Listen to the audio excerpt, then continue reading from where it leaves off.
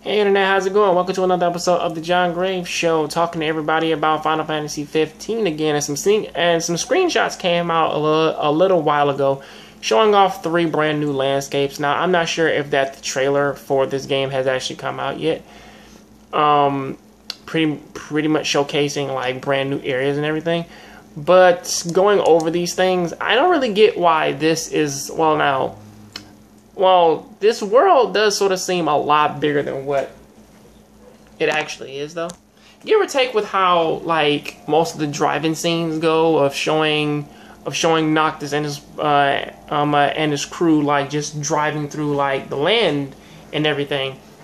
If anything, does sort of make the world feel a little bit bigger, and also makes the whole overworld world exploring a lot more fucking practical. Or at least to me, anyway. And cutting into the second image, they sort of it seems as though that they're in Bloodborne.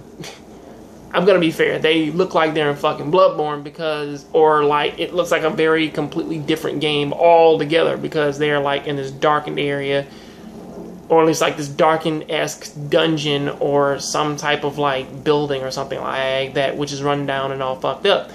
And they're exploring for something. It makes it feel more like a horror game or something like that. They were going, or what dictates horror now. And last one, they're in Duche's vibrant city of Lestalem. If anything, most of these screenshots, they make this world look a lot bigger than what it actually is. However, what I was saying earlier is, I don't get why they would think that this world would not be necessarily diverse as it is, especially since I believe that this is the first Final Fantasy game to actually focus way more upon the traveling aspect, or at least from trailers and screenshots. It seems as though that this is a game that's more about the journey and not necessarily the fucking end result.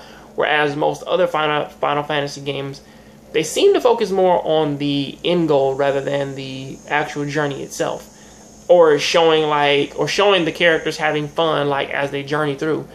I mean, I know for Final Fantasy VII they tried that a little bit. Final Fantasy VI they also tried that.